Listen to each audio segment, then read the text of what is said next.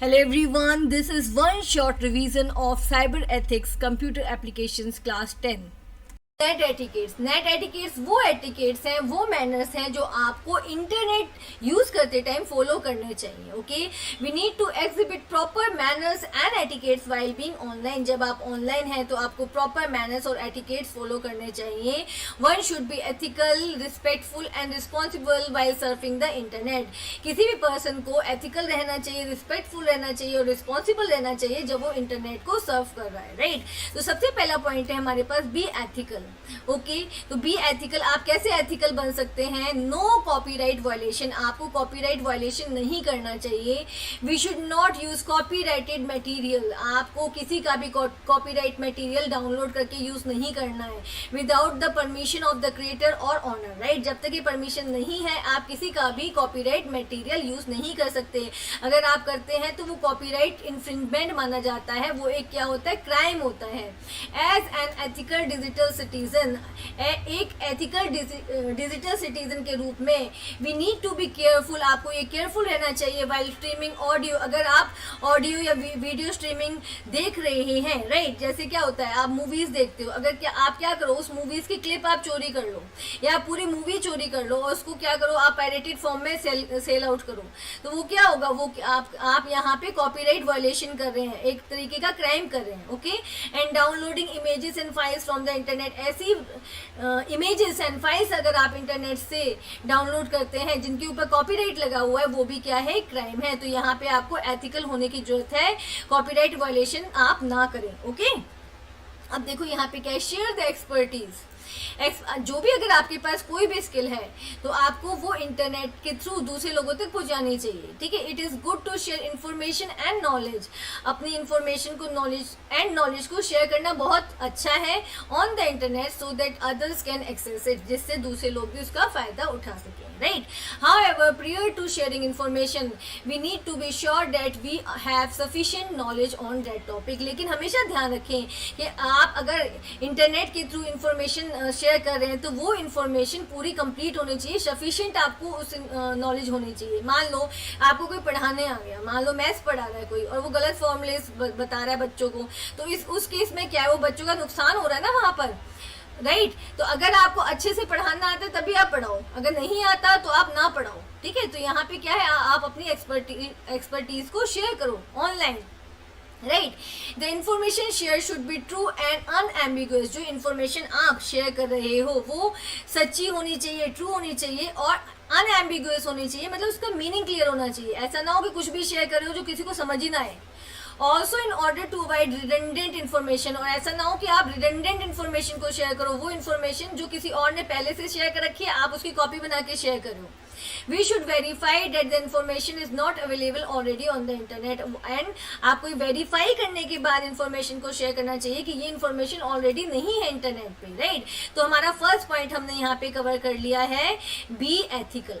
Okay, अब देखो second point क्या है? Be respectful. राइट, आपको दूसरों के प्रति रिस्पेक्टफुल रहना चाहिए इंटरनेट पर. सबसे इसका फर्स्ट पॉइंट क्या है? Respect privacy. आप दूसरों की प्राइवेसी की रिस्पेक्ट करें. As good digital citizens we have the right to privacy. जैसे हमको राइट मिला हुआ है प्राइवेसी का and the freedom of personal expression. आप क्या कर सकते हो? आपको पूरा राइट है अपनी किसी भी, अगर आप मान लो आपने एक बुक लिखी या आपने कोई भी ब्लॉग लिखा तो आप उस पर कॉपीराइट लगा सकते हो, ये आपका है. ओके, ये आपकी प्राइवेसी है. आपको फ्रीडम दी गई है अपनी पर्सनल चीजों को एक्सप्रेस करने के लिए, अपने पर्सनल व्यूज को एक्सप्रेस करने के लिए. At the same time we have to understand that other digital citizens also have the same rights and freedom. तो इसी तरीके से दूसरे लोगों को भी, दूसरे नेटिजन्स को भी सेम फ्रीडम दी गई है, सेम राइट टू प्राइवेसी दिया गया है. ऐसा नहीं है कि आप किसी ने कोई अपना व्यू शेयर किया, कोई अपना ओपिनियन शेयर किया तो आप उसको जाके वहां पे थ्रेट मैसेजेस देने लग जाओ या उसके बारे में डेरोगेटरी कमेंट्स करने लग जाओ. तो ये आपको समझना होगा कि जैसे आपके लिए ये राइट्स दिए गए हैं वैसे ही दूसरे नेटिजन्स के लिए भी ये राइट्स दिए गए हैं. ओके, और आप किसी की पर्सनल एरिया में घुस नहीं सकते हैं. जैसे आपका राइट टू प्राइवेसी आपको दिया गया है वैसे ही दूसरों को भी दिया गया है. जैसे आप अपने अकाउंट को प्राइवेट बना सकते हो कि जिससे आपके फ्रेंड्स देखे, बाहरी लोग ना देख सके, वैसे ही दूसरे लोग भी इसको प्राइवेट बना सकते हैं. राइट, जैसे आप क्या करते हो, फेसबुक अकाउंट को प्राइवेट कर देते हो, अपने इंस्टाग्राम अकाउंट को प्राइवेट कर देते हो। तो ये हमारा क्या है, ये हमारा है right to privacy, right. Okay, our personal communication with a digital citizen may include images, document, files, etc. that are private to both। अब यहाँ पे क्या देखो, हम इंटरनेट पे क्या करते हैं, अपने दोस्तों के साथ और लोगों के साथ इमेजेस को शेयर करते हैं, डॉक्यूमेंट्स को शेयर करते हैं, फाइल्स को शेयर करते हैं। तो लेकिन ये क्या है, ये लोगों के जिनके साथ हम शेयर कर रहे हैं उनके बीच में ही रहने चाहिए। ओके अगर आप क्या कर रहे हो, आपके फ्रेंड ने आपको पिक्चर कोई शेयर करी और आपने क्या किया, उसको आगे फॉरवर्ड कर दिया, तो यहाँ पे आप क्या कर रहे हो, उसकी प्राइवेसी को आप भंग कर रहे हो, राइट क्योंकि उसने तो आपको एज अ फ्रेंड वो पिक्चर शेयर करी, पर आपने क्या किया, उसका ट्रस्ट तोड़ के वो पिक्चर आगे कहीं शेयर कर दी। ओके तो ये की चीज क्या है, गलत है। We should respect this privacy and should not share those images. हमें इस प्राइवेसी की रिस्पेक्ट करनी चाहिए। ओके और वो इमेजेस, वो डॉक्यूमेंट्स और फाइल किसी और के साथ शेयर नहीं करनी चाहिए with any other digital citizen without each others consent. जब तक कि आपको जिसकी पिक्चर, डॉक्यूमेंट, फाइल्स ओके आप यूज कर रहे हो, शेयर कर रहे हो, जब तक कि आप उसकी कंसेंट नहीं ले लेते हो, तब तक आपको वो किसी और को शेयर नहीं करनी चाहिए। ओके आपको दूसरों की प्राइवेसी के प्रति रिस्पेक्टफुल रहना चाहिए। ओके सेकंड इसका पॉइंट क्या है, रिस्पेक्ट डाइवर्सिटी। ओके आपको दूसरों की डाइवर्सिटी की रिस्पेक्ट करना चाहिए। ठीक है, हम एक वर्ल्ड में रहते हैं जहाँ पे नंबर ऑफ लैंग्वेजेस बोले जाते हैं। ओके अलग अलग टाइप के लोग हैं, तो वहाँ पे क्या है, एक दूसरे की डाइवर्सिटी का रिस्पेक्ट करना चाहिए। ओके इन अ ग्रुप और public forum we should respect the diversity of the people in terms of knowledge. तो डाइवर्सिटी को आपको रिस्पेक्ट करना है इन टर्म्स ऑफ नॉलेज, मतलब अलग अलग लोगों की अलग अलग नॉलेज होती है, अलग अलग एक्सपीरियंस होते हैं, अलग अलग कल्चर होता है और एंड अदर एस्पेक्ट्स। तो बहुत सारे दूसरे एस्पेक्ट्स हैं जिससे क्या है, लोग एक दूसरे से अलग होते हैं। ओके तो इस डाइवर्सिटी को आपको रिस्पेक्ट करना चाहिए। ऐसे नहीं कि कोई मान लो आपको ब्राउन कॉम्प्लेक्शन का कोई पर्सन दिखा तो आप उसकी फोटो पे कमेंट कर दो, राइट ऐसा नहीं करना है। मैंने सिर्फ एक एग्जांपल दिया यहाँ पर, आपको हर जो भी डाइवर्सिटी है उसकी रिस्पेक्ट करनी है। ओके तो देखो अब यहाँ पे हमने कौन सा पॉइंट कवर कर लिया, बी रिस्पेक्टफुल। ओके ये हमारा सेकंड पॉइंट कवर हो गया, बी रिस्पेक्टफुल। अब नेट एटिकेट का थर्ड पॉइंट क्या है, बी रिस्पॉन्सिबल। आपको एक रिस्पॉन्सिबल नेटिजन की तरह काम करना है। अवॉइड साइबर बुलिंग, आपको साइबर बुलिंग अवॉइड करनी है, नहीं करनी है। एनी इंसल्टिंग, कोई भी इंसल्टिंग मतलब आप किसी की इंसल्ट ना करें। डिग्रेडिंग क्या होता है, डिसरिस्पेक्टफुल। ठीक है कोई भी डिसरिस्पेक्टफुल एंड इंटीमिडेटिंग, कोई भी इंटीमिडेटिंग क्या है, धमकी भरा, डराने वाला ऑनलाइन बिहेवियर आपको शो नहीं करना है। Like repeated posting of rumour, जैसे आपको कोई र्यूमर दिखाई दी, ठीक है आपने क्या किया, उसको रीपोस्ट कर दिया, तो ऐसा काम आपको नहीं करना है। गिविंग थ्रेट्स ऑनलाइन, किसी को ऑनलाइन थ्रेट्स नहीं देनी है। आप क्या सोचते हो, छोटे बच्चे होते हैं उनको पता नहीं होता है, अगर किसी उनकी लड़ाई हुई है, झगड़ा हुआ, तो वो क्या करते हैं, ऑनलाइन थ्रेट्स दे देते हैं। But it's a cyber crime. आपके आईपी एड्रेस से आपका पता चल जाएगा कि आपने कहाँ से कौन सा फेक प्रोफाइल बना के ये काम किया है, फिर आप क्या होगा, आपको पनिशमेंट दी जाएगी। ठीक है तो इस चीज को आपको अवॉइड करना है। Posting the victims personal information, मान लो आपका कोई अच्छा फ्रेंड है, राइट आपका झगड़ा हुआ, आपने क्या किया, उसकी पर्सनल इंफॉर्मेशन को ऑनलाइन कर दिया, ओके उसे पब्लिक कर दिया, तो यहाँ पे ये चीज नहीं करनी है। ये भी क्या है, साइबर बुलिंग का पार्ट है।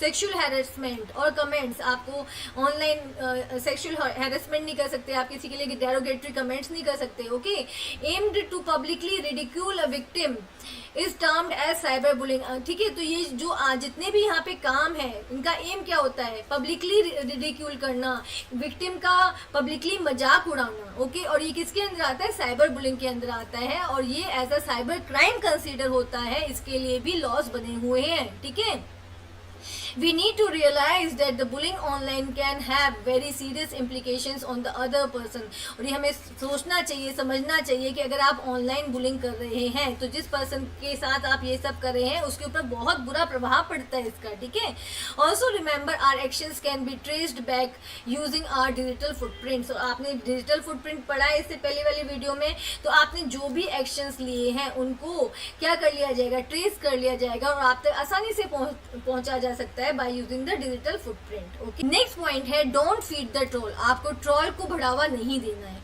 An internet troll is a person, internet troll एक पर्सन होता है who deliberately saw Discord on the internet, जो जानबूझ के इंटरनेट पर डिस्कॉर्ड क्रिएट करता है, झगड़ा विवाद उत्पन्न करता है, बाय स्टार्टिंग क्वेरल्स स्टार्ट कर देगा, और अपसेटिंग पीपल, लोगों को अपसेट करता है, बाय पोस्टिंग इन्फ्लेमेटरी और ऑफ टॉपिक मैसेजेस, भड़काऊ मैसेज को पोस्ट करके, ओके, डेरोगेटरी कमेंट्स को पोस्ट करके, इन एन ऑनलाइन कम्युनिटी, किसी भी ऑनलाइन कम्युनिटी में जाके वो कुछ भी उल्टा सीधा बकवास करता है, ओके, जस्ट फॉर अम्यूजमेंट, अपने खुद के मजे के लिए, और लोग क्या करते हैं, उसको फॉलो करने लग जाते हैं, और इससे क्या होता है, ट्रोलिंग बढ़ती चली जाती है। तो आपको ऐसा नहीं करना है। Since trolls thrive on attention, और ट्रोल्स जो होते हैं उनको क्या, उनका मेन मोटिव क्या होता है, उन्हें अटेंशन चाहिए होती है। The best way to discourage trolls is not to pay any attention to their comments. तो यहाँ पे जो ट्रोलिंग कर रहे हैं उनको रोकने का सबसे अच्छा तरीका क्या है, उनकी कमेंट्स पर आप अटेंशन ही ना करें, राइट, उनको कोई रिप्लाई मत दो, ओके। तो यहाँ पे हमारा थर्ड पॉइंट भी कंप्लीट हो गया, ओके। नेट एटिकेट्स का be responsible, okay, avoid cyber bullying, don't feed the troll. And open source software, कौन से सॉफ्टवेयर होते हैं, एंड ओपन सोर्स सॉफ्टवेयर के लिए आपको कौन से ओपन सोर्स लाइसेंस का यूज करना होता है, okay. Free and open source software is also called as FOSS, ठीक है। Free and open source software को फोर्स भी कहा जाता है। ये वो सॉफ्टवेयर है जो फ्रीली अवेलेबल है, जिसके लिए आपको कोई भी अमाउंट पे नहीं करना पड़ता, राइट, जिसके लिए आपको कोई भी चार्ज नहीं देना पड़ता। एंड ओपन सोर्स सॉफ्टवेयर है जिनका सोर्स कोड पब्लिक के लिए अवेलेबल है, जिससे कि पब्लिक सोर्स कोड में अपने अकॉर्डिंग कोई भी चेंज कर सकती है, ओके। तो यहाँ पे डेफिनेशन आप देखेंगे, free and open source software is a software that is बहुत फ्री, जो फ्री है, and open source software where anyone is freely licensed to use, copy, study and change the software। तो इसको कोई भी यूज कर सकता है, कॉपी कर सकता है, स्टडी कर सकता है, सॉफ्टवेयर को चेंज कर सकता है इन एनी वे, किसी भी तरह, right, and the source code is openly shared so that people are encouraged to voluntarily improve the design of the software। Force software का सोर्स कोड अवेलेबल होता है पब्लिक के लिए, जिससे पब्लिक उसके डिज़ाइन में कोई भी इम्प्रूवमेंट कर सके, ओके। यहाँ पे ये पब्लिक को मोटिवेट करते हैं, एनकरेज करते हैं कि वो अपनी क्रिएटिविटी को सॉफ्टवेयर के सोर्स कोड में अप्लाई करें, राइट, और जो भी चेंज चाहते हैं डिज़ाइन में वो करें, right. This is in the contrast to the proprietary software with the software is under the restrictive copyright licensing.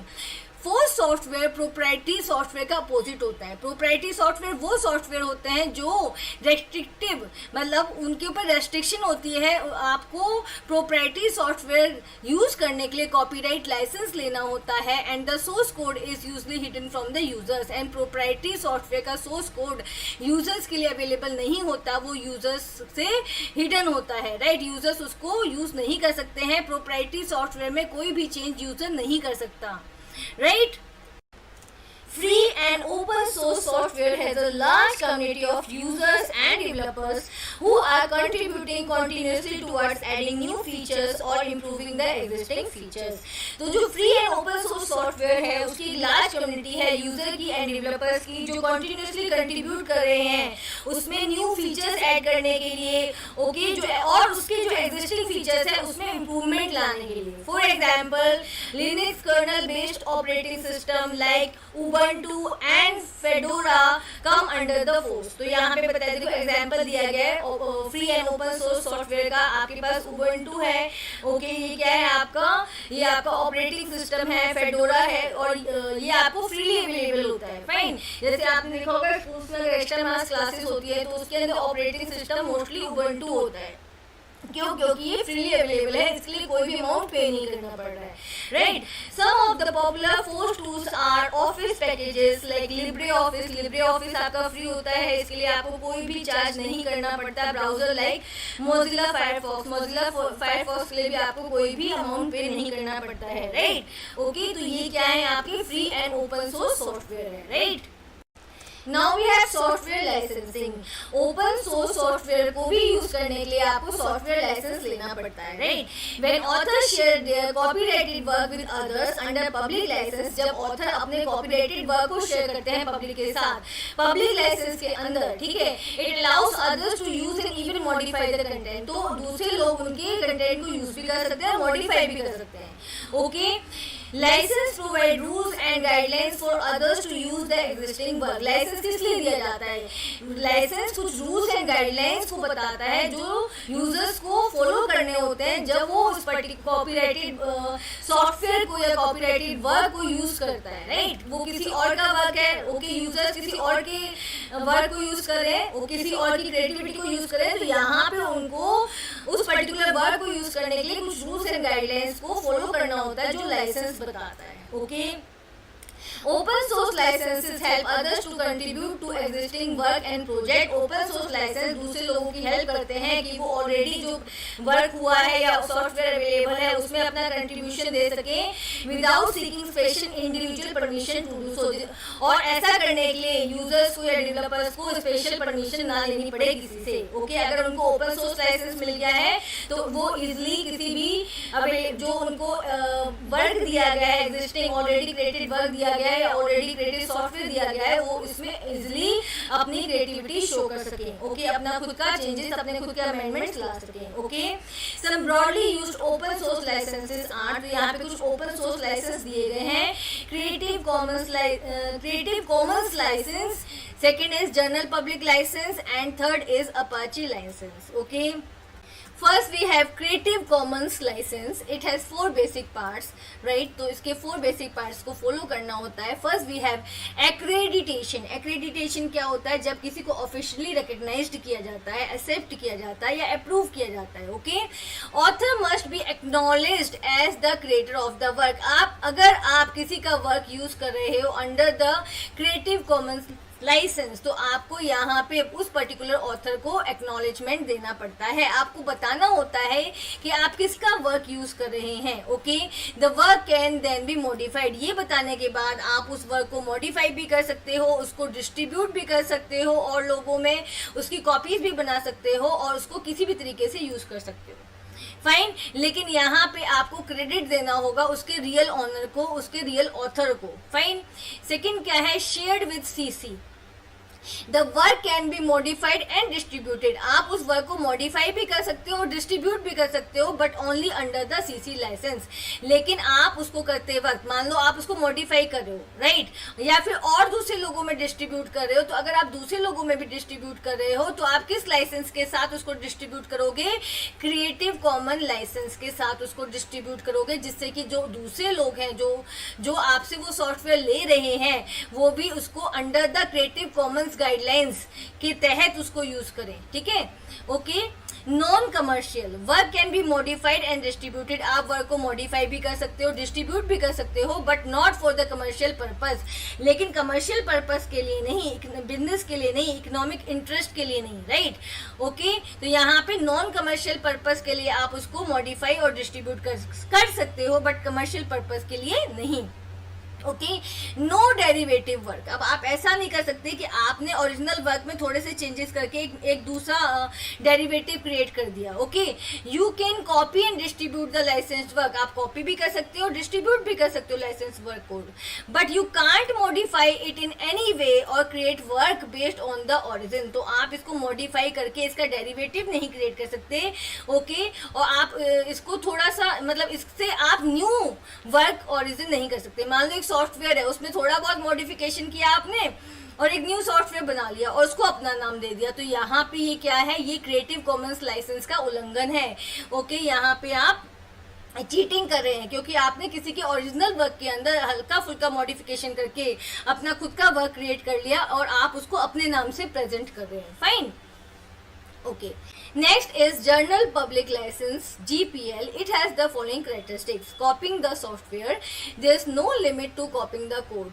जब आप General Public License लेते हैं तो आप किसी भी सॉफ्टवेयर के कोड को कितने बार भी कॉपी कर सकते हैं, उस कॉपी करने के लिए कोई भी लिमिट नहीं है। You can copy it on your own server, आप सोर्स कोड को, उस पर्टिकुलर सॉफ्टवेयर को के सोर्स कोड को अपने सर्वर पे कॉपी कर सकते हैं, अपने लोकल वर्क स्टेशन पे आप उसको कॉपी कर सकते हैं, एनीवेयर आप कहीं पर भी उसको इंस्टॉल कर सकते हैं और यूज कर सकते हैं और कॉपी कर सकते हैं उसके सोर्स कोड को, and as many times as you want, आप उसको कितनी भी बार कॉपी कर सकते हो किसी भी सिस्टम पर, किसी भी जगह, ओके।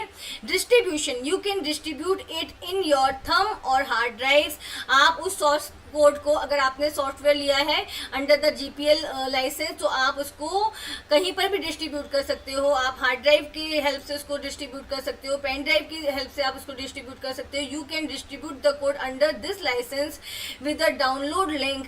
आप डाउनलोड लिंक की हेल्प से भी इसको डिस्ट्रीब्यूट कर सकते हो ऑन योर वेबसाइट पर भी आप इसको लोगों के लिए अवेलेबल करा सकते हो, जिससे वो इसको यूटिलाइज कर सकें।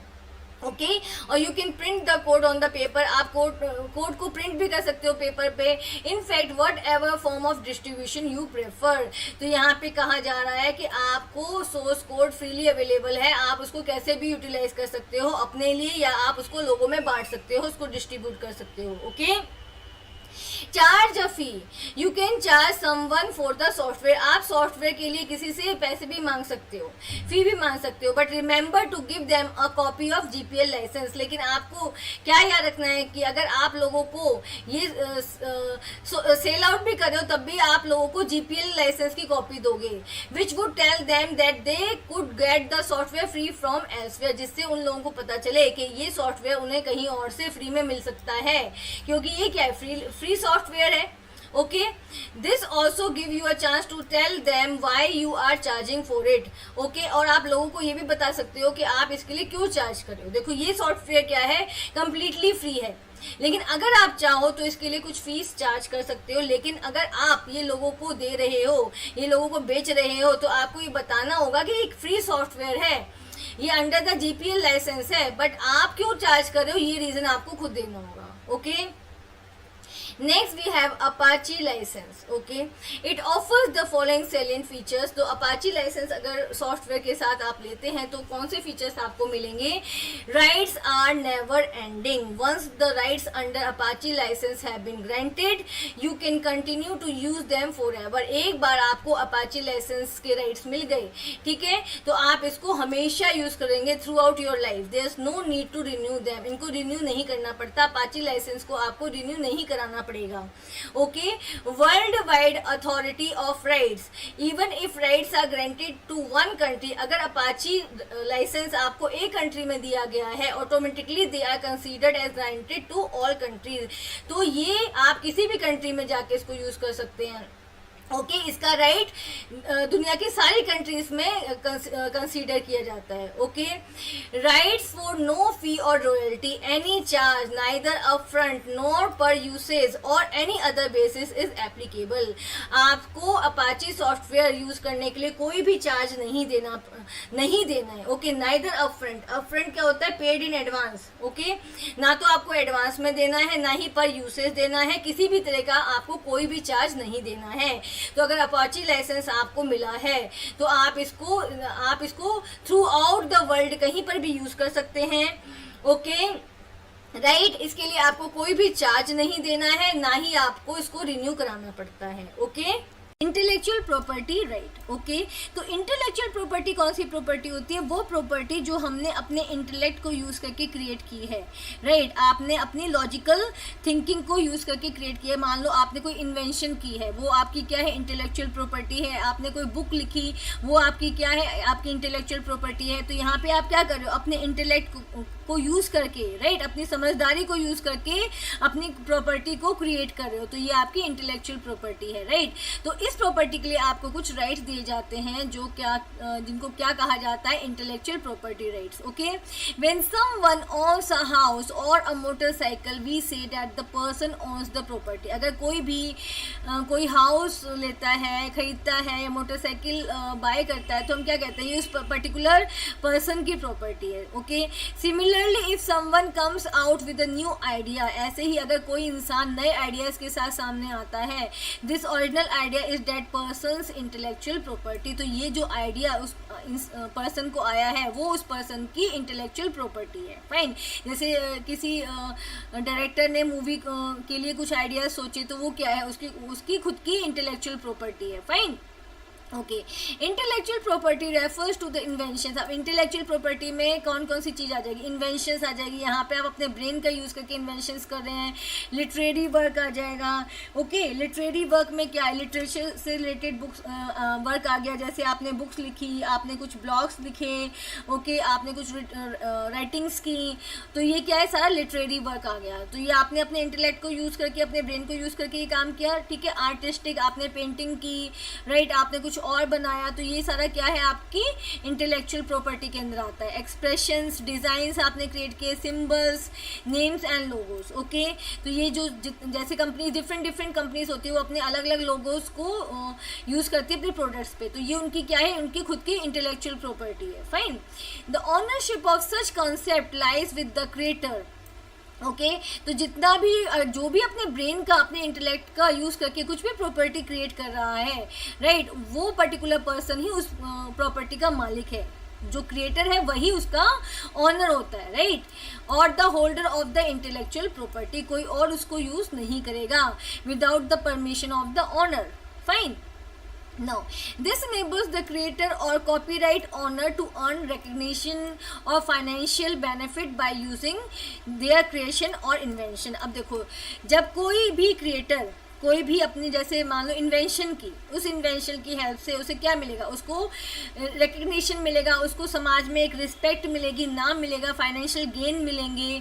ओके, तो ये क्या है, इसकी हेल्प से वो बहुत कुछ अर्न कर सकता है। Fine, intellectual property is legally protected through, तो इंटेलेक्चुअल प्रॉपर्टी को प्रोटेक्ट करने के लिए भी कुछ राइट्स दिए गए हैं, लाइक कॉपी राइट्स हैं आपके पास, पेटेंट्स हैं, ट्रेडमार्क्स हैं। Okay, now we have copyright. Copyright आपका इंटेलेक्चुअल प्रॉपर्टी राइट है। Okay, copyright grants legal rights to the creator for their original work.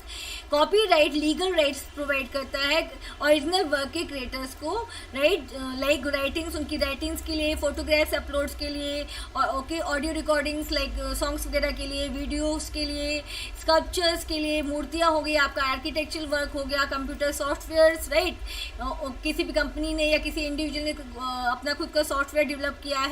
Other creative work like literary, literature से related work हो गया, artistic work हो गया, like आपकी drawings हो गई, आर्ट वर्क हो गया। ओके, इन सब के लिए कॉपीराइट लीगल राइट्स प्रोवाइड करता है क्रिएटर्स को। Okay, copyrights are automatically granted to the creators and authors. Copyright जो क्रिएटर्स होते हैं, ऑथर्स होते हैं, उनको उनके वर्क के लिए ऑटोमेटिकली कॉपीराइट्स मिल जाते हैं, right. Copyright law give the copyright holder a set of rights that they alone can avail legally. Okay, तो कॉपीराइट क्या होता है, copyright law gives the copyright holder a set of rights. जो copyright holder होते हैं, जो creator होते हैं, उनको सेट ऑफ राइट्स मिलते हैं जिनको वो सिर्फ खुद यूज़ कर सकते हैं, राइट, लीगली उनका यूज़ कर सकते हैं। Okay, the right includes right to copy, मतलब वो अपने खुद के वर्क को रिप्रोड्यूस कर सकते हैं, अपने खुद के वर्क की कॉपीज बना सकते हैं। Right to create derivative works. Okay, अपने ओरिजिनल वर्क से वो कुछ और वर्क, मतलब उसका ही सेम उसका डेरिवेटिव क्रिएट कर सकते हैं। डेरिवेटिव क्या होता है, जैसे आपने हल्का फुल्का मॉडिफिकेशन करके कुछ और प्रोडक्ट बना लिया। Okay, right to distribute copies of the work to the public, अगर वो चाहते हैं तो अपने वर्क की कॉपीज पब्लिक में डिस्ट्रीब्यूट कर सकते हैं। राइट टू पब्लिकली डिस्प्ले और परफॉर्म द वर्क, राइट, वो अपने वर्क को पब्लिकली डिस्प्ले कर सकते हैं, परफॉर्म कर सकते हैं। ओके, तो ये जितने भी राइट्स हैं वो ओरिजिनल क्रिएटर्स के पास होते हैं, कोई और उनके वर्क की ना तो कॉपी कर सकता है, ना ही डेरिवेटिव क्रिएट कर सकता है, ना ही पब्लिकली उनके वर्क को शो कर सकता है। Okay, it prevents other from कॉपिंग, तो ये राइट्स क्या करते हैं, दूसरे लोगों को उनके वर्क को कॉपी करने से रोकते हैं। यूजिंग और सेलिंग द वर्क, ना ही कोई उनका वर्क कॉपी कर सकता है, ना ही यूज़ कर सकता है, ना ही सेल कर सकता है। जैसे क्या होता है, मार्केट में पायरेटेड सॉफ्टवेयर्स मिलते हैं, तो वो क्या चोरी का सामान है, उस पर कॉपीराइट इन्फ्रिंजमेंट होता है, राइट। अगर वो पकड़ा जाता है तो उस पर क्या होता है, आपको वो इट्स अ क्राइम, आपको जेल भी हो सकती है। Fine, for example writer Rudyard Kipling holds the copyright to his novel The Jungle Book, which tells the story of the Mowgli the Jungle Boy, right। तो यहाँ पे एक एग्जाम्पल दिया जा रहा है राइटर का, रडियर्ड किपलिंग का, जिन्होंने जंगल बुक को लिखा। ओके, जहाँ आप जानते हैं अच्छे से, उसमें जो बॉय था उसका नेम मोगली था। It would be an infringement of the writer's copyright if someone used part of the novel without permission. अगर उनकी बुक का कोई भी पार्ट कोई दूसरा व्यक्ति उनकी परमिशन के बगैर यूज करता है, जंगल बुक का, राइट, तो ये क्या हो जाएगा, कॉपीराइट इन्फ्रिंजमेंट हो जाएगा, उल्लंघन हो जाएगा कॉपीराइट का, और ये क्या है, एक साइबर क्राइम है। Okay, to use others copyrighted material one need to obtain a licence from them. अगर किसी और को ये यूज करना है, राइट, कॉपीराइटेड मटेरियल यूज करना है, तो वो ओरिजिनल क्रिएटर से उसका लाइसेंस ले सकता है।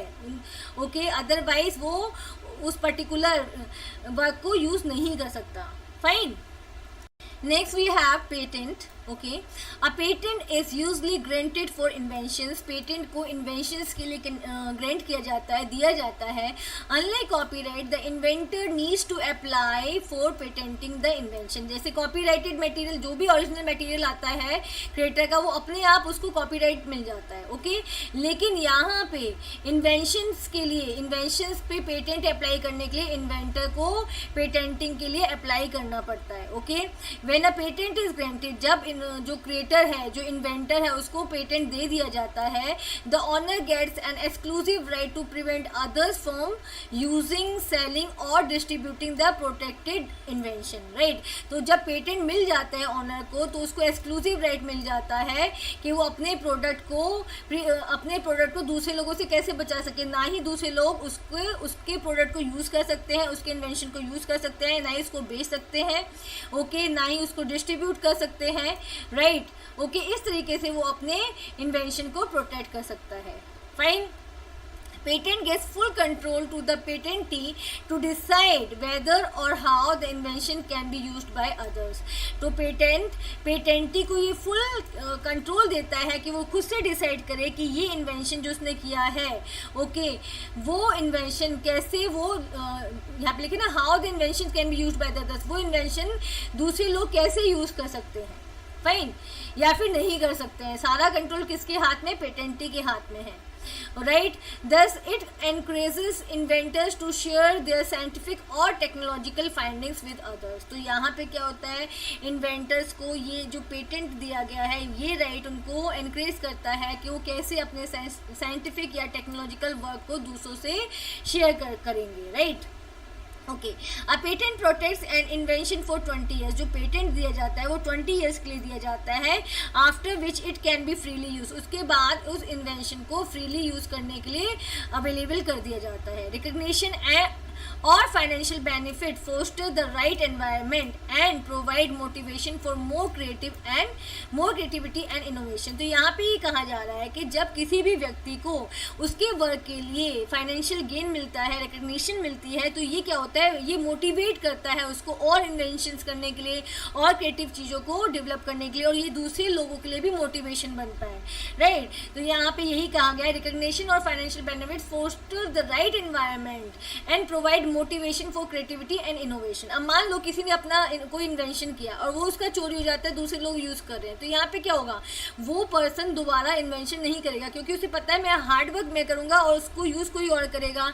तो इन्हीं सब चीज़ों के लिए क्या किया जाता है, आपको इंटेलेक्चुअल प्रॉपर्टी राइट्स दिए जाते हैं, जिससे कि आपको आपके खुद के वर्क के लिए रिकग्निशन मिले, आपको बेनिफिशियल, आपको फाइनेंशियल बेनिफिट्स मिले, ओके, जिससे आप और मोटिवेट हो और ये एग्जाम्पल देख के दूसरे लोग भी मोटिवेट हो, राइट।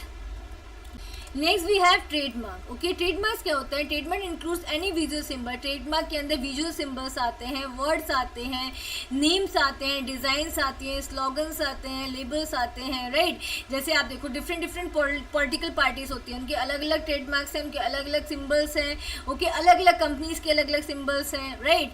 ओके, आप अपने स्कूल का एग्जाम्पल ले लो, आपके स्कूल का सिंबल कुछ और होगा, डिफरेंट स्कूल का सिंबल कुछ और होगा, राइट। आपकी बेल्ट के ऊपर, आपके टाई के ऊपर आपके स्कूल का सिंबल होता है, आपके स्कूल का ट्रेडमार्क होता है, राइट। तो ये क्यों दिया जाता है, दैट डिस्टिंग्विशेस द ब्रांड, जैसे कि एक ब्रांड को दूसरे ब्रांड से अलग किया जा सके, डिस्टिंग्विश किया जा सके, डिफ्रेंशिएट किया जा सके। और कमर्शियल एंटरप्राइज, एक कमर्शियल एंटरप्राइज को दूसरी कमर्शियल एंटरप्राइज से अलग किया जा सके। कमर्शियल एंटरप्राइज क्या होती है, कंपनीज होती है, बिजनेस होते हैं जो आपको गुड्स प्रोवाइड करते हैं, सर्विसेज प्रोवाइड करती हैं, okay.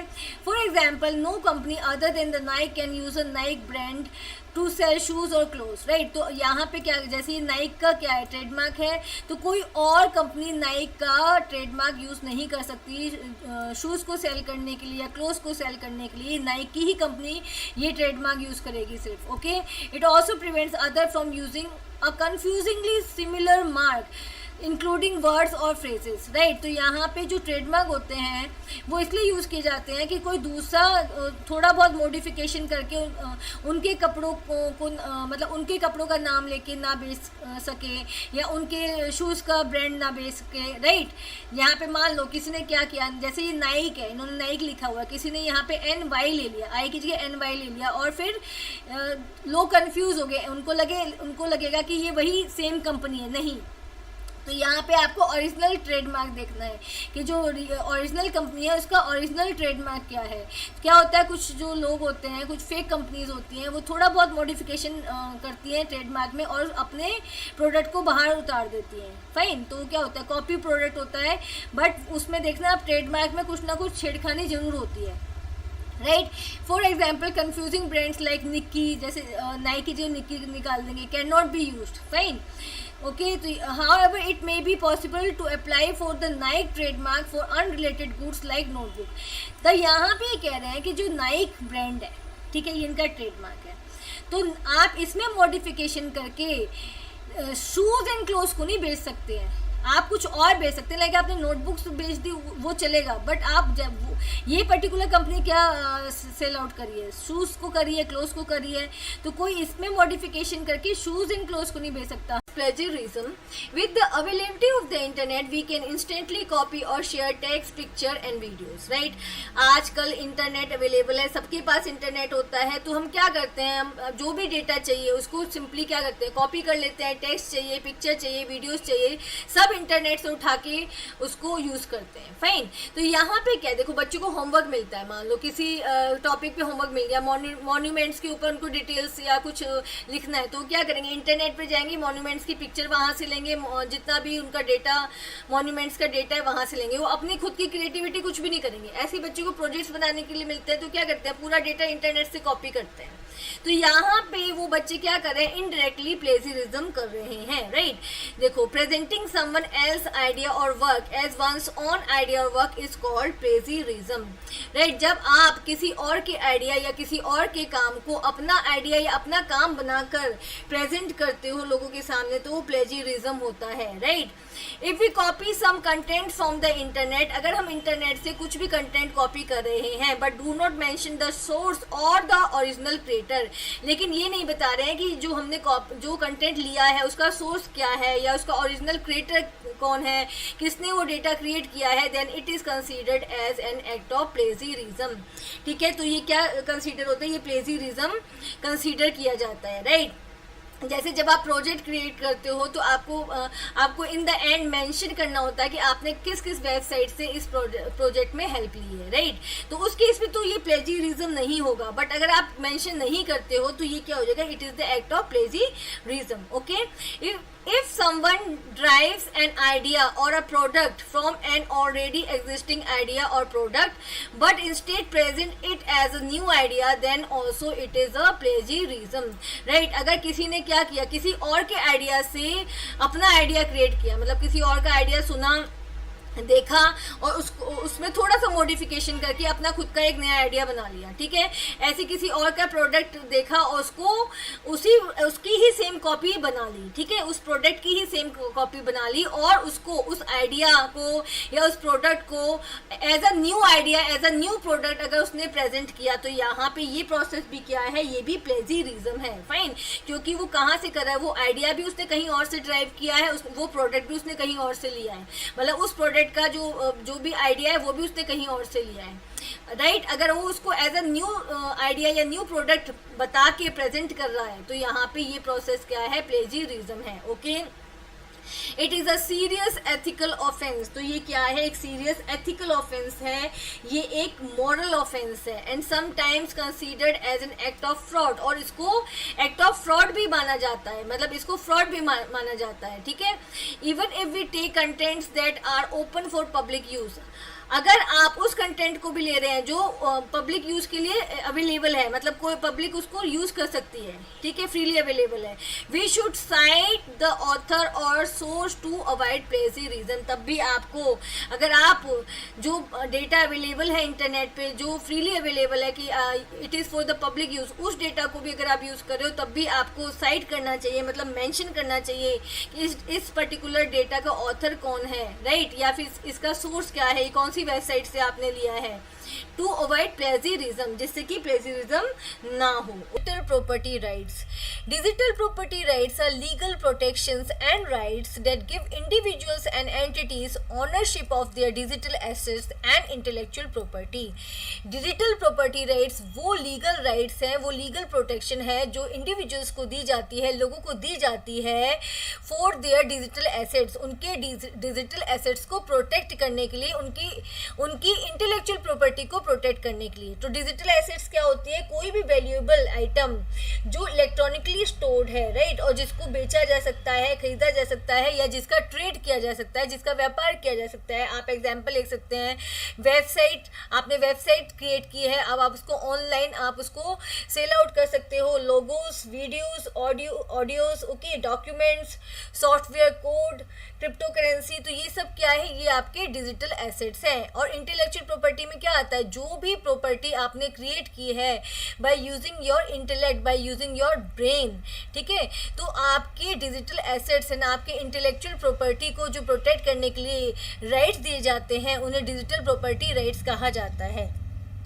These rights apply to a wide range of digital content। तो ये जो राइट्स दिए गए हैं डिजिटल प्रॉपर्टी राइट्स, ये बहुत एक wide range of digital content पे अप्लाई होते हैं, such as any online personal accounts. अगर आपने ऑनलाइन पर्सनल अकाउंट्स बनाए हैं तो उसको आप प्रोटेक्ट करने का आपको पूरा राइट है, right, like email and communication accounts, जो आपके ईमेल एंड कम्युनिकेशन अकाउंट्स होते हैं वो आपकी एक डिजिटल प्रॉपर्टी है, ओके, उसको प्रोटेक्ट करने के लिए आपको डिजिटल प्रॉपर्टी राइट्स दिए गए हैं। सोशल मीडिया अकाउंट्स, आपके सोशल मीडिया अकाउंट्स हो गए, आपके इंस्टाग्राम पे अकाउंट है, आपका फेसबुक पे अकाउंट है, ओके, शॉपिंग अकाउंट्स, आपके शॉपिंग अकाउंट्स है, डिफरेंट शॉपिंग साइट्स पे जो आपके अकाउंट्स हैं, photos and video sharing accounts, right, वो अकाउंट्स जहाँ से आप फोटोज या वीडियोज को शेयर करते हैं, video gaming accounts, online storage accounts, okay, websites and blog that you may manage, वो वेबसाइट या ब्लॉग जो आप मैनेज करते हैं, domain name registered in your name, जो भी आपने डोमेन नेम अपने नाम से रजिस्टर कराए हैं वो आपके हैं, right,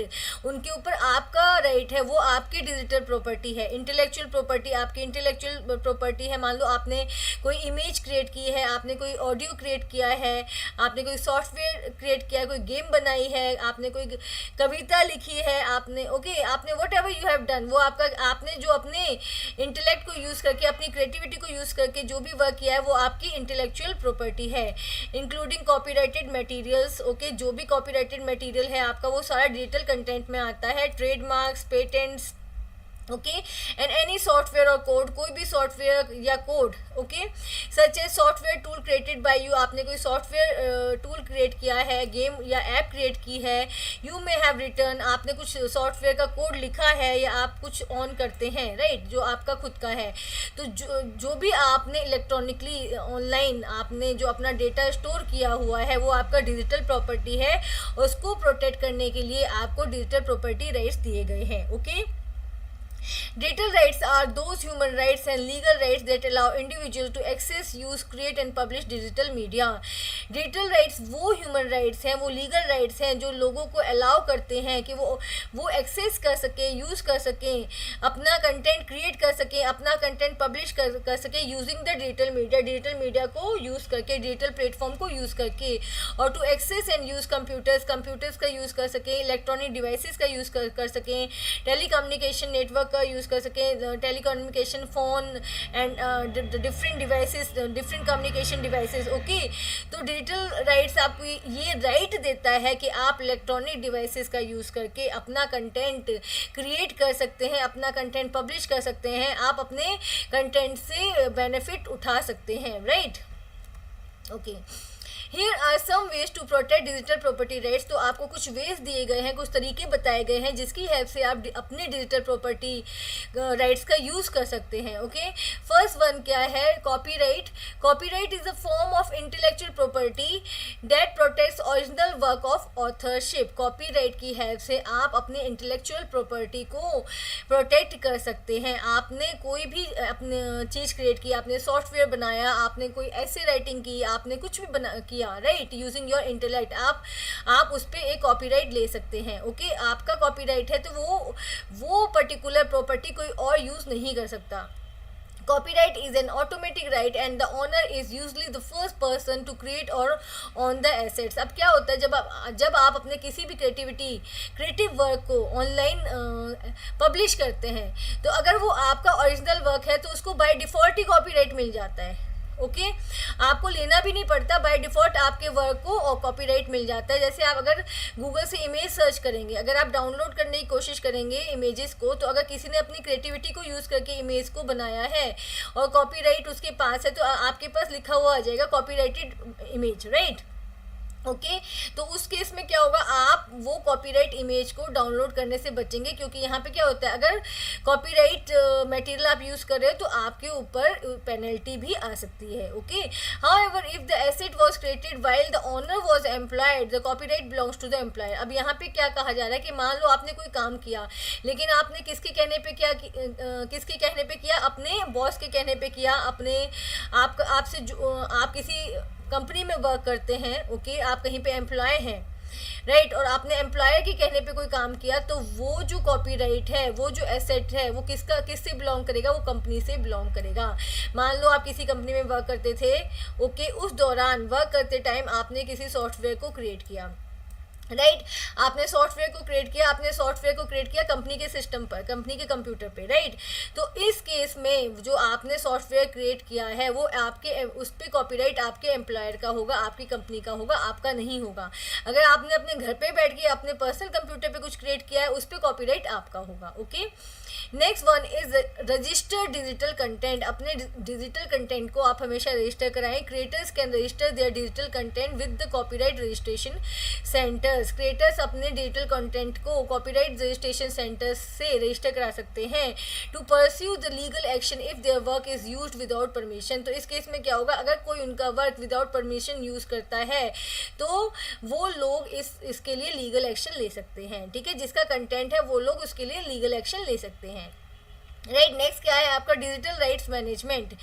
DRM software can embed unique identifiers called watermarks to identify the original source of file. आप यहाँ पे DRM सॉफ्टवेयर का यूज़ कर सकते हैं जो आपकी इंटेलेक्चुअल प्रॉपर्टी में वाटरमार्क को एम्बेड कर देगी, वाटरमार्क को लगा देगी। मान लो किसी ने एक फाइल क्रिएट की, जस्ट टेक एन एग्जाम्पल के 10th की प्रैक्टिकल फाइल है, ओके, किसी ने बड़ी मेहनत से बनाई है, तो यहाँ पे वो DRM सॉफ्टवेयर की हेल्प से उसमें क्या कर सकता है, अपने वाटरमार्क को एम्बेड कर सकता है, हर पेज पे वाटरमार्क लगा सकता है। This can help prevent unauthorised sharing और कंटेंट थेफ्ट। तो यहाँ पे क्या होगा, अगर कोई उसको स्टील करने की भी कोशिश करेगा तो क्या होगा, हर पेज पे वाटरमार्क होगा, जिस वाटरमार्क को वो पर्टिकुलर पर्सन हटा नहीं सकता।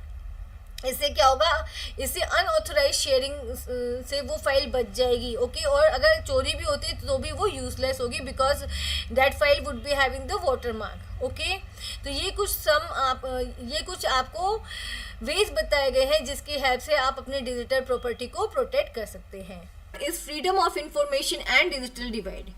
Freedom of information refers to right to access information available on the public platforms. Freedom of information आपका right है to access the information, उस information को access करने का, उस information को use करने का जो public platforms पर available है। Public platform वो space होता है, वो place होता है जो सबके लिए open होता है, okay?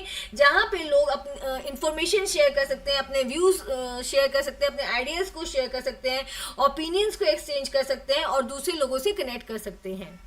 फ्रीडम ऑफ इंफॉर्मेशन और information freedom also refers to the ability to access web content. Freedom of information में वेब कंटेंट को यूज करने की फ्रीडम भी इंक्लूडेड है, right, without censorship and restrictions. आप वेब कंटेंट को यूज कर सकते हो, right, whatever is available on the internet. Internet पे जो भी इंफॉर्मेशन है आप उसको यूज कर सकते हो, इसमें कोई भी रेस्ट्रिक्शन नहीं है, कोई भी सेंसरशिप नहीं है, fine, okay.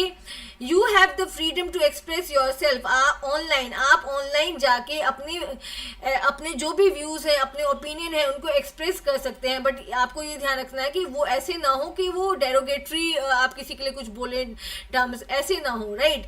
And to access information, आप इंफॉर्मेशन एक्सेस कर सकते हैं जो भी अवेलेबल है, ऑनलाइन अवेलेबल है, राइट, डिफरेंट वेबसाइट्स पे अवेलेबल है, right. And the opinions and expression of others, आप दूसरों के ओपिनियंस को वहाँ से ले सकते हैं, समझ सकते हैं, दूसरों ने जो इन्फॉर्मेशन पोस्ट की है आप वो इन्फॉर्मेशन एक्सेस कर सकते हैं, right.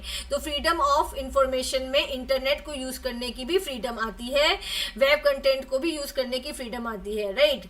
Although internet is a free entity and our government doesn't exert any control over it. Internet क्या है, हमारे लिए तो एक फ्री एंटिटी है, हम उसको फ्रीली यूज़ करते हैं और हमारी गवर्नमेंट ने उसके ऊपर कोई भी कंट्रोल नहीं किया हुआ है। The information available on internet is not equally accessible to all parts of India. लेकिन फिर भी जो इंटरनेट पर इंफॉर्मेशन अवेलेबल है वो इंडिया के जितने भी पार्ट्स हैं उन पर इक्वली एक्सेसिबल नहीं है। वाई, कुछ पार्ट्स जैसे कुछ अर्बन पार्ट्स हैं, अर्बन एरियाज है, वहाँ तो बहुत इंटरनेट यूज किया जाता है, ओके, लेकिन कुछ रूरल पार्ट्स हैं, आपके ग्रामीण इलाके हैं, वहाँ पे क्या होता है, इंटरनेट इतना यूज़ नहीं किया जाता जितना शहरों में यूज़ किया जाता है, okay. Although we have the freedom of information, freedom of internet, freedom of using internet, हमारे पास फुल आज़ादी है कि हम इंटरनेट को कैसे भी यूज़ करें, ओके। लेकिन फिर भी यहाँ पे एक टर्म आ जाती है जिसे कहते हैं digital divide. In India too we see digital divide across states and between urban and rural areas. तो इंडिया में भी हम एक टर्म, एक चीज देखते हैं जिसको कहते हैं digital divide across the states, अलग अलग स्टेट्स में और अर्बन एंड रूरल एरियाज में, फाइन। अब देखेंगे डिजिटल डिवाइड क्या है, okay. The digital divide is the unequal access to the digital technology, including the smartphones, tablets, laptops and the internet. तो जो digital divide term आया है उसका meaning है unequal access to the digital technology. Digital technology का unequal access means, मैंने अभी आपको एग्जाम्पल में बताया था कि अर्बन एरियाज में डिजिटल टेक्नोलॉजी का बहुत ज़्यादा यूज़ किया जाता है as compare to the rural areas और रिमोट एरियाज, राइट। अभी आप देखोगे कि जो अर्बन एरियाज होते हैं वहाँ पे हर बच्चे के पास आपको स्मार्टफोन मिल जाएगा, टैबलेट मिल जाएगा, लैपटॉप मिल जाएगा, इंटरनेट सबके पास अवेलेबल होगा। इसका एक मेन रीज़न क्या है, आजकल टीचिंग भी ऑनलाइन होती है, राइट। स्कूल क्लोज हो जाते हैं तो ऑनलाइन टीचिंग होगी, बच्चे ऑनलाइन ट्यूशन्स लेते हैं, स्किल्स सीखते हैं, डिफरेंट प्रोग्राम्स सीखते हैं by using online technology, right. ऐसे ही आजकल जॉब्स भी ऑनलाइन हो गई है, इसलिए डिजिटल टेक्नोलॉजी का बहुत ज़्यादा यूज़ किया जाता है अर्बन एरियाज में as compare to the rural areas, okay. People who are homeless, वो लोग जो होमलेस है, लिविंग द पॉवर्टी, जो लोग पॉवर्टी में जी रहे हैं, गरीबी में जी रहे हैं, elderly people like बड़े लोग, okay, and those living in the rural communities may have limited access to the internet। और वो लोग जो रिमोट एरियाज में रह रहे हैं, बहुत गाँव में रह रहे हैं, माउंटेन्स पे रह रहे हैं, हिली एरियाज में रह रहे हैं, वहाँ पे क्या होता है, इंटरनेट का एक लिमिटेड एक्सेस है। तो बहुत सारे रीजंस हैं। वो लोग जो होमलेस है, जिनके पास लिविंग नहीं है, मतलब ओके वे ऑफ अर्निंग नहीं है, ओके, जो बहुत जो क्या है पुअर पीपल हैं, ओके, एल्डरली पीपल हैं, बड़े लोग हैं। तो यहाँ पे क्या हो जाता है, यहाँ पे डिजिटल डिवाइड आ जाता है, फाइन। ये जो लोग हैं या एरियाज हैं वहाँ पे इतनी डिजिटल टेक्नोलॉजी का यूज़ नहीं किया जाता। In contrast to the urban middle class and upper class people have easy access to the internet. जो अर्बन मिडिल क्लास पीपल हैं, शहरों में रहने वाले मिडिल क्लास लोग या अपर क्लास लोग हैं, वो क्या है, उनके लिए digital technology it's very easy to access for them, right. वो बहुत आसानी से इसको एक्सेस करते हैं और यूज़ करते हैं। In the information age, people without access to the internet and other technology are at the disadvantage. तो ये जो हमारा एरा चल रहा है वो इंफॉर्मेशन एज चल रहा है, राइट? ओके, तो यहाँ पे उन लोगों के लिए डिसएडवांटेज है जो इक्वली इंटरनेट को या टेक्नोलॉजी को एक्सेस नहीं कर पा रहे हैं. फॉर दे आर अनेबल और less able to connect with others, क्योंकि वो लोग दूसरे लोगों से लेस कनेक्ट कर पा रहे हैं, मतलब they are not able to connect with other people. जैसे हम लोग करते हैं इजिली, जैसे क्लास लेनी है, इजिली ऑनलाइन क्लास ले लिया, जूम ओपन किया या स्कूल की कोई भी ऐप, आपने जो भी स्कूल की ऐप है उसके थ्रू आपने क्लास ले ली बच्चों के साथ को. ये क्या, यहाँ पे कनेक्टिविटी रहती है. अगर कोई भी सिचुएशन हो उसमें कनेक्टिविटी रहेगी. कुछ भी आ जाता है, फ्लड आ जाता है, कुछ भी है, पॉल्यूशन की छुट्टियां हैं, तब भी आराम से क्लास ले सकते हैं बच्चों के साथ, कनेक्टिविटी नहीं टूटेगी, राइट? बट जिनके पास ये टेक्नोलॉजी अवेलेबल है वो दुनिया से दूर हो जाते हैं. Find and apply for jobs. अब आप क्या है, जितनी जॉब्स हैं ऑनलाइन आती हैं, तो वो लोग जिनके पास डिजिटल टेक्नोलॉजी नहीं है वो उनके लिए नौकरी फाइंड करना, अप्लाई करना बहुत ही डिफिकल्ट है. Okay, shop and learn. आप देखो हम सब कुछ शॉपिंग ऑनलाइन करते हैं और नई नई टेक्नोलॉजी ऑनलाइन लर्न करते हैं, राइट? तो यहाँ पे उन लोगों के लिए डिसएडवांटेज है जो डिजिटल डिवाइड से गुजर रहे हैं, मीन्स जहाँ पे डिजिटल टेक्नोलॉजी प्रिवलेंट नहीं है और they are not able to access the internet, they are not able to use the digital technology, right? Okay, now there are several problems that hinder freedom of information for all. तो ये जो problem आती है digital divide की, वो क्यों आती है ये हम देखेंगे. सबसे पहले क्या है, technology reach, right? Technological reach is not the same all across the India. ये कहा जा रहा है कि जो टेक्नोलॉजी है उसका रीच, उसकी पहुंच इंडिया के सारे जितने भी एरियाज हैं वहां पर सेम नहीं है, specially in the rural and remote areas, right? Rural and remote areas में टेक्नोलॉजी अभी तक बहुत ज़्यादा नहीं पहुंची है. ओके, जो सेकंड रीजन है डिजिटल डिवाइड का वो है digital literacy, right? The rate of digital literacy is far less in the rural areas as compare to the urban areas. अब डिजिटल लिटरेसी का मीनिंग क्या होता है कि कैसे आपको सॉफ्टवेयर्स को, कंप्यूटर में जो सॉफ्टवेयर्स हैं उनको यूज़ करना है, कैसे हार्डवेयर आपको यूज़ करना है, कैसे आपको इंटरनेट यूटिलाइज करना है, राइट? तो ये जो नॉलेज है वो अर्बन एरियाज में बहुत ज़्यादा है. लोगों को सबको पता, छोटे छोटे बच्चों को भी पता होता है कि कैसे ऐप्स इंस्टॉल करने, कैसे गेम खेलनी है ऑनलाइन, एवरीथिंग दे नो. लेकिन रूरल एरियाज में अभी लोगों के पास ज़्यादा डिजिटल लिटरेसी नहीं है, right? People in the remote areas and rural areas are picking up with the digital literacy now. लेकिन अब आज के टाइम में रिमोट एरियाज में जो लोग रह रहे हैं, रूरल एरियाज में वो जो लोग रह रहे हैं वो डिजिटल लिटरेसी सीख रहे हैं बहुत ही फास्ट स्पीड से. Fine. Language and literacy barriers. अब यहाँ पे क्या, लैंग्वेज बैरियर्स भी आ जाते हैं, लिटरेसी बैरियर्स भी आ जाते हैं. Limited availability of the information in different languages और low literacy rates can hinder individuals from accessing and understanding relevant information. अब बहुत सारे एरियाज ऐसे हैं जहाँ पे रीजनल लैंग्वेजेस बोली जाती है. ओके, दे डोंट नो जो आपकी नेशनल लैंग्वेजेस हैं, they don't know English, they don't know Hindi, right? उनको वो क्या समझ सकते हैं, वो सिर्फ अपनी रीजनल लैंग्वेजेस में ही चीज़ों को समझ सकते हैं. ओके, तो यहाँ पे जो लैंग्वेज है वो भी एक बैरियर बन जाता है. ओके, लोगों को चीज़ें समझने के लिए, इंफॉर्मेशन समझने के लिए, जो अवेलेबल है ऑनलाइन, जो इंफॉर्मेशन अवेलेबल है उसको समझने के लिए. To ensure freedom of information for all, the following approaches can be taken. Freedom of information को ensure करने के लिए following approaches को लिया जा सकता है, right? First क्या है, open data initiatives. Governments and institutions can proactively make information available to the public through the open data initiatives. तो open data initiatives वो प्रोग्राम है जिसकी हेल्प से गवर्नमेंट का डेटा या गवर्नमेंट ऑर्गेनाइजेशन का डेटा पब्लिक के लिए अवेलेबल किया जाता है, पब्लिक के लिए ओपन किया जाता है. ensuring transparency and accessibility, right? कोई भी जो पर्सन है वो इसको एक्सेस कर सके और ट्रांसपेरेंट तरीके से देख सके कि गवर्नमेंट कैसे वर्क कर रही है, राइट? जैसे आपके पास एक टूल है RTI, राइट टू इंफॉर्मेशन, जिससे आप किसी भी इंफॉर्मेशन को जान सकते हैं. Fine. Second one is strengthening digital infrastructure. Digital infrastructure को स्ट्रेटन करना, मजबूत करना. Bridge the digital divide by expanding internet access.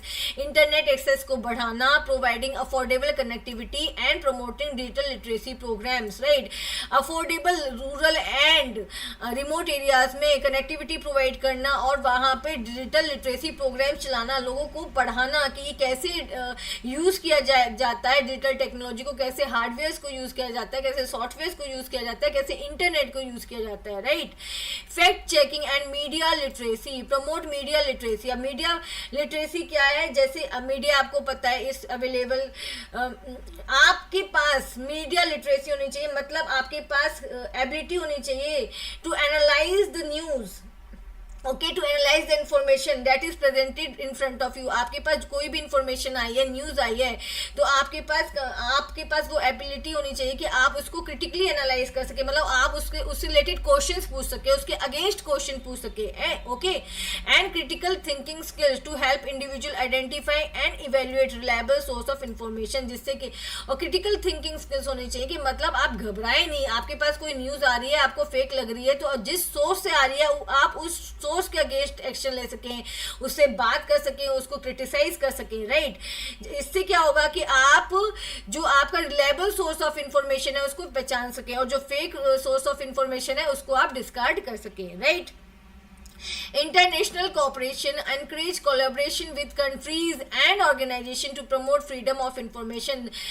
अलग अलग कंट्रीज के साथ आपको कोलैबोरेट करना चाहिए, और एक प्रोग्राम चलाना चाहिए जो एंश्योर करे freedom of information for all, means सब जितने भी इंडिविजुअल हैं थ्रू आउट द वर्ल्ड, वो उनके पास एक फ्रीडम हो इंफॉर्मेशन को एक्सेस करने की। E commerce, how you can maintain your privacy during the e commerce, what are the frauds that you can face during the e commerce, and how you can transmit your data securely during the e commerce. E commerce is the buying और selling of goods and services over electronic networks like internet. जब आप internet की help से online चीज़ों को बेचते हैं या खरीदते हैं, ऑनलाइन सर्विसेज को बेचते हैं या खरीदते हैं, तो उसको ई कॉमर्स कहा जाता है। वाइल बाइंग और सेलिंग गुड्स और services over internet, each stakeholder must stick to ethical conduct.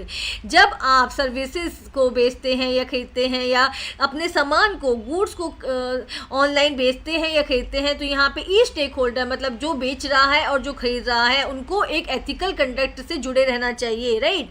To ensure that no one is cheated और फूल इन एनी फॉर्म, जिससे कि ये एंश्योर हो सके कि कोई भी चीट नहीं हो रहा है जब आप सामान को बेच रहे हैं या खरीद रहे हैं, या कोई भी फूल नहीं बनाया जा रहा है, okay. E commerce comes with specific challenges related to, अब ई कॉमर्स के साथ कुछ चैलेंजेस भी आते हैं। वो चैलेंजेस क्या है, privacy, fraud and secure data transmission, okay. तो इनके बारे में आप वन बाय वन पढ़ेंगे। तो सबसे पहले आपके पास आता है प्राइवेसी।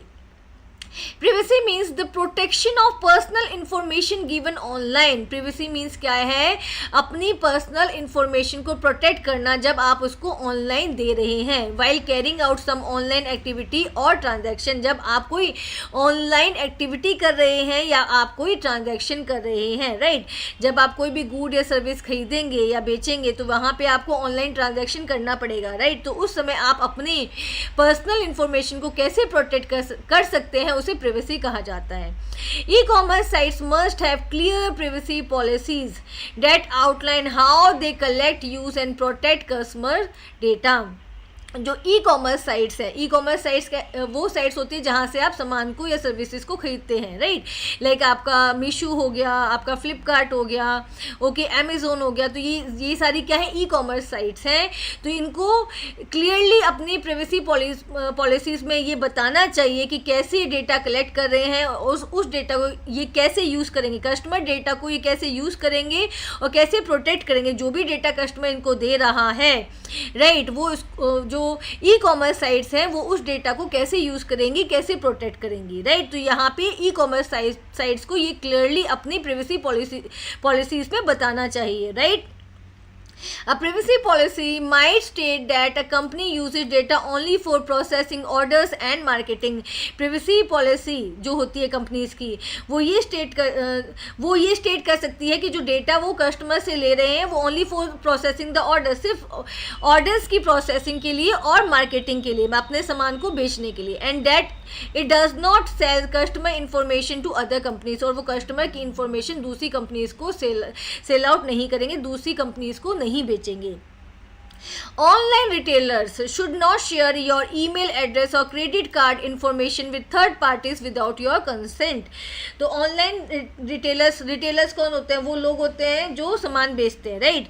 जो ऑनलाइन रिटेलर्स हैं, ओके, वो आपका ईमेल एड्रेस या जो आपने क्रेडिट कार्ड इन्फॉर्मेशन दी है वो किसी थर्ड पार्टी के साथ शेयर नहीं करेंगे आपकी कंसेंट के बिना, right. Okay, now how to safeguard user privacy. User privacy को कैसे सेव किया जा सकता है? To ensure that the user privacy is not compromised, following measures must be taken.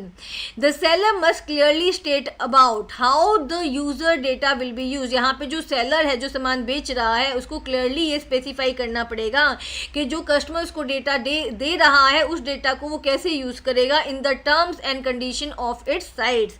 Okay, और ये सारा वो कहाँ स्पेसिफाई करेगा? अपनी साइट पर, टर्म्स एंड कंडीशंस में, राइट. आप जब देखो कुछ सामान खरीदते हो या आप कुछ भी लेते हो तो टर्म्स एंड कंडीशंस का एक पेज आता है जहाँ पे आपको एग्री करना होता है, right.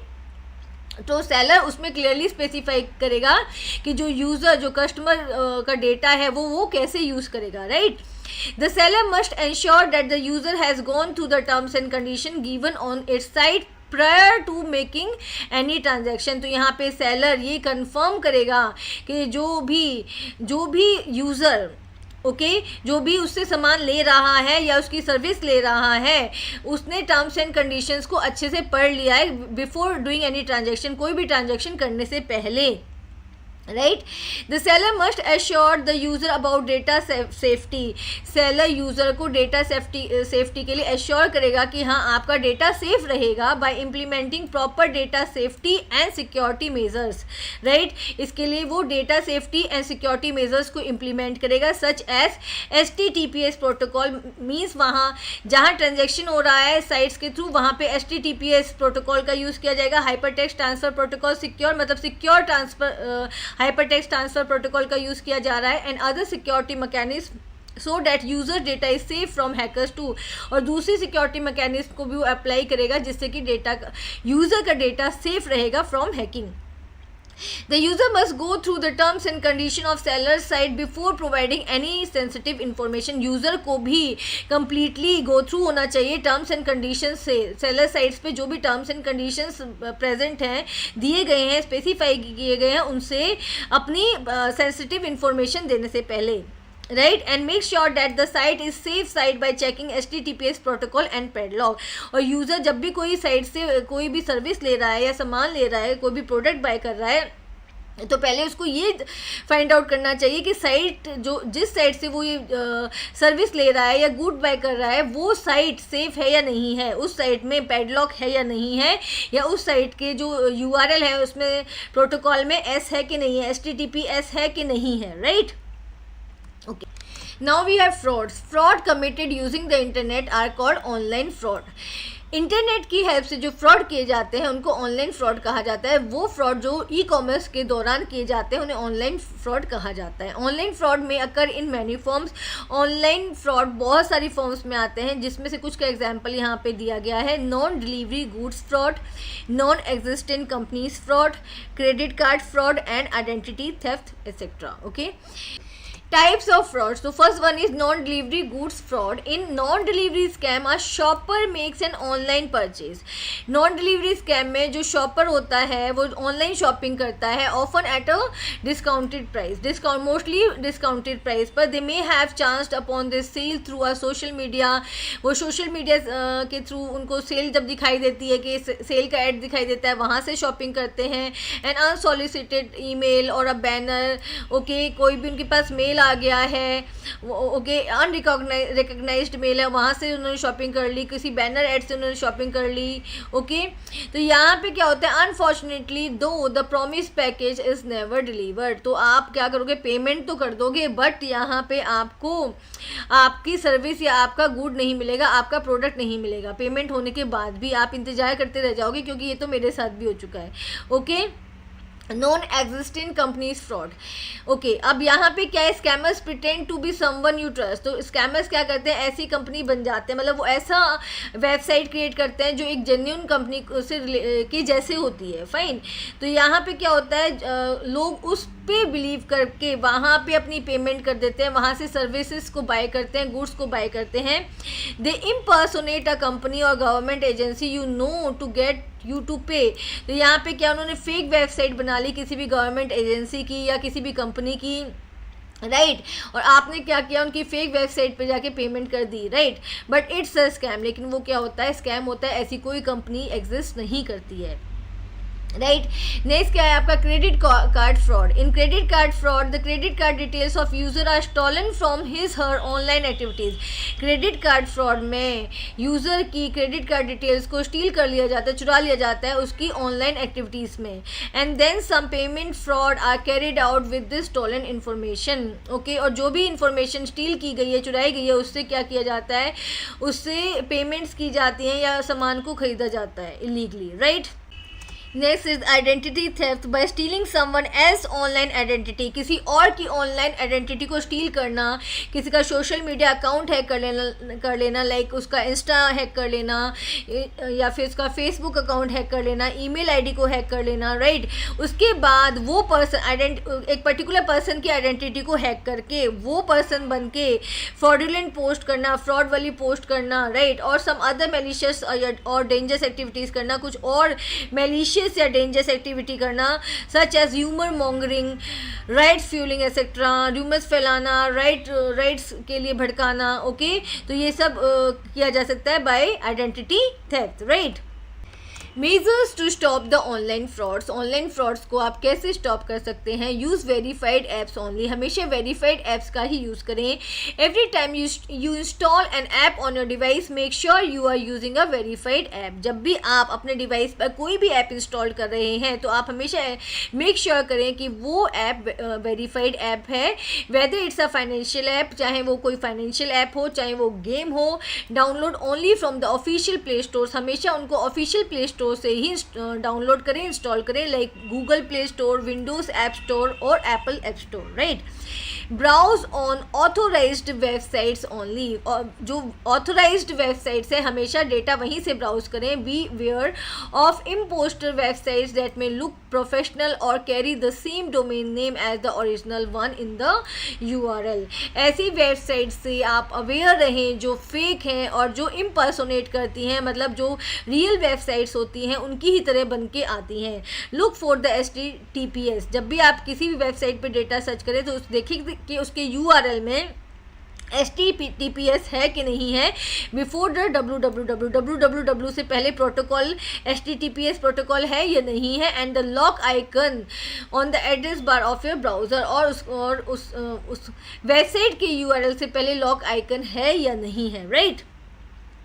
Use secure connections only, secure connections का ही यूज़ करें। The urge to use free wifi at a cafe, hotel lounge और airport can also lead to the financial fraud. आप क्या करते हो कि फ्री वाईफाई मिल जाएगा, कहीं घूमने गए, होटल का आप वाईफाई यूज़ कर रहे हैं, कैफ़े का वाईफाई यूज़ कर रहे हैं, एयरपोर्ट का यूज़ कर रहे हैं, तो यहाँ से क्या है, यहाँ से आपका डेटा हैक हो सकता है, आपके साथ फाइनेंशियल फ्रॉड हो सकता है। Avoid using public hotspot for making a financial transaction, कभी भी पब्लिक हॉटस्पॉट का यूज़ ना करें ट्रांजैक्शंस करने के लिए, right.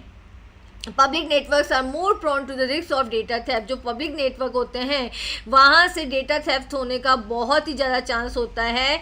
Since the encryption can be cracked easily, क्योंकि उनका एनक्रिप्शन बहुत इजीली क्रैक किया जा सकता है। To access your accounts crucial information, और आपकी अकाउंट की क्रूशियल इन्फॉर्मेशन को स्टील किया जा सकता है, right. Next one is be vigilant while using the card. जब भी आप कार्ड यूज़ कर रहे हैं तो कंप्लीटली विजिलेंट रहें, सतर्क रहें। Always make a card payment in front of your eyes. जब आप कार्ड से पेमेंट करें उसको अपनी आंखों के सामने करें। Be sure that the post machine is 100% genuine. और हमेशा ध्यान रखें कि जिस मशीन में आपका कार्ड इंसर्ट हो रहा है वो जेन्यून है। There are dozens of stories about card being cloned by skimmers. बहुत सारे ऐसे केसेस आते हैं जहाँ पे कार्ड का क्लोनिंग कर लिया जाता है। Okay, the card was out of site while the transaction was being done. जब आप ट्रांजेक्शन कर रहे थे आपने क्या किया, थोड़ा सा भी इधर उधर ध्यान दिया, आपकी कार्ड की स्किमिंग हो गई, राइट, आपकी कार्ड की कॉपी बन गई, right. Okay, don't let anyone steal your hand earned money because of your negligence, right? तो अपनी hard earned money को आप बचा के रखें, vigilant रहें, right? Don't share personal information with anyone. अपनी personal information आप किसी के भी साथ share ना करें. Never share your personal information online or offline. अपनी personal information को ना ही online share करें ना ही offline share करें unless you are absolutely sure about the authenticity of the representative. जब तक कि आप completely sure नहीं हो जाते कि जिसके साथ आप अपना डेटा शेयर कर रहे हो, अपनी पर्सनल इंफॉर्मेशन शेयर कर रहे हो, वो एक ऑथेंटिक पर्सन है या ऑथेंटिक वेबसाइट है. Always verify the identity of the person asking for your financial details. हमेशा उस पर्सन की आइडेंटिटी को आप वेरीफाई करें जो आपकी फाइनेंशियल डिटेल्स मांग रहा है. Bank authorities never ask for the sensitive information. Bank की जो अथॉरिटी है वो कभी भी सेंसिटिव इन्फॉर्मेशन नहीं मांगती है, ना ही वो मेल करके मांगती है, ना ही वो मैसेज भेज के मांगती है, ना ही वो कॉल करके मांगती है. तो अगर आपके पास कॉल्स आते हैं, मैसेज आते हैं, वो सब फ्रॉड हैं, राइट, लाइक OTP, CVV और ऑन कॉल्स, राइट. तो बैंक अथॉरिटीज आपसे OTP, CVV कभी भी कॉल्स पे नहीं मांगेगी. Okay, never click on the suspicious links on SMS और ईमेल्स. अगर आपके पास SMS आ रहे हैं, ईमेल्स आ रहे हैं, उसमें लिंक दिए गए हैं और आपको टेम्प्ट किया जा रहा है कि इन पे इस लिंक पे क्लिक कीजिए, आपको इतना पैसा मिलेगा, आपको गिफ्ट मिलेगा, ये मिलेगा, वो सब क्या होता है, फ्रॉड होता है. Like betting, spurious emails and SMS are the most common forms of the trapping people into the fraud, right. तो ये बहुत ही कॉमन तरीका है लोगों को फ्रॉड में फंसाने का. दीज लिंक्स में seems genuine and attract your attention with claims of lottery. तो ये जो लिंक्स होते हैं बहुत जेन्यून लगते हैं और आपकी अटेंशन खींचते हैं. ओके, ये बताते हैं कि आपकी लॉटरी लग गई है, आपकी जॉब लगी है overseas. Okay, do not follow any such links as they may lead to a phishing site and rob you of your mobile security features. Okay, ऐसे किसी भी लिंक पे अगर आप क्लिक करोगे तो आप एक फिशिंग साइट पे चला जाएगा आपका डेटा और आपके मोबाइल का जो सिक्योरिटी है वो ब्रेक हो जाएगी और जो भी आपका एक क्रूशियल डेटा है वो हैकर्स के पास चला जाएगा. ओके, नेक्स्ट है आपका don't compromise on security software for phones and computers, right. Update your PC, laptop and mobile security to prevent online mishappenings. हमेशा अपने लैपटॉप को, अपने कंप्यूटर को, अपने मोबाइल फ़ोन को हमेशा आप अप टू डेट रखें. Okay, also always set up strong passwords with the combination of special characters, letters, numbers and upper and lower case. और जितने भी आपके अकाउंट्स हैं, फाइनेंशियल अकाउंट्स हैं, सोशल मीडिया अकाउंट्स हैं, उन सब में आपने जो पासवर्ड यूज़ किया है उस पासवर्ड को आप स्ट्रॉन्ग बना के रखें, राइट. उसमें आप स्पेशल कैरेक्टर्स का यूज़ करें, नंबर्स का, लेटर्स का, okay, upper case, lower case का यूज़ करें. Don't forget to change the password on a regular basis. और अपने पासवर्ड्स को रेगुलर बेसिस पे चेंज भी करते रहना चाहिए, right.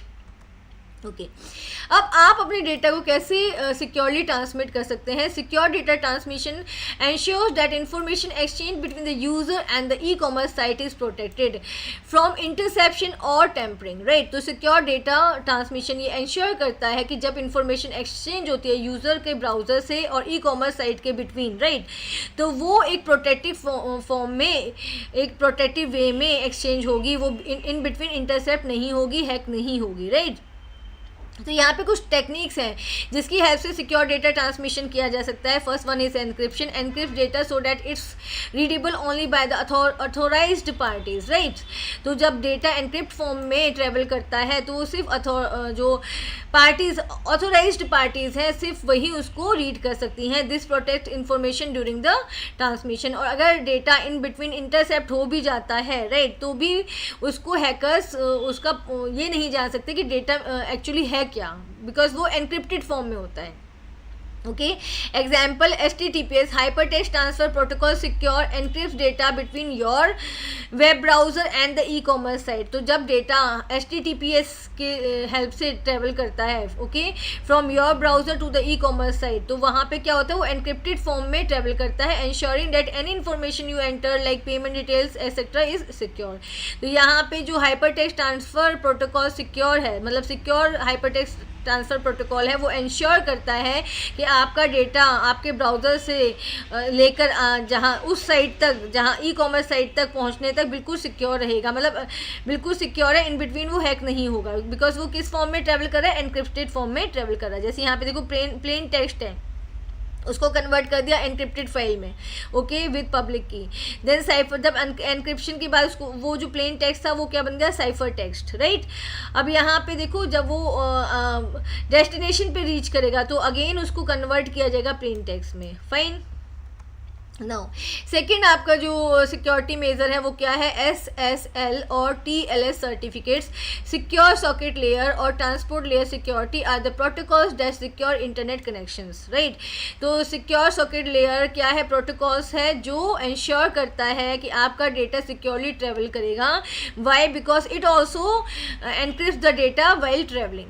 Fine. When you see a padlock icon in your browsers address bar it means the site is using. अगर आप देखते हो किसी भी वेबसाइट में पैडलॉक का आइकन बना हुआ है, ताले का आइकन बना हुआ है, राइट, तो इट मीन्स वो उस साइट ने क्या ले रखा है, उस साइट ने SSL या TLS की सिक्योरिटी को ले रखा है, ठीक है. To secure your connection a site with the SSL certificate will have a URL that begins with the HTTPS rather than HTTP. और जिस साइट ने भी SSL सर्टिफिकेट लिया हुआ है, राइट, उसका URL हमेशा HTTPS से ही बिगिन करेगा.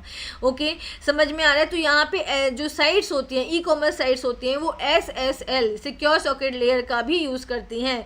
सिक्योर सॉकेट लेयर क्या है, वो प्रोटोकॉल है जो डेटा को एनक्रिप्ट करके ट्रेवल कराता है. मतलब एक जब क्लाइंट से सर्वर के पास डेटा जाएगा या फिर आप कह लो यूज़र से जब ई कॉमर्स साइट पे जाएगा तो यहाँ पे वो किस फॉर्म में जाएगा, एनक्रिप्टेड फॉर्म में जाएगा.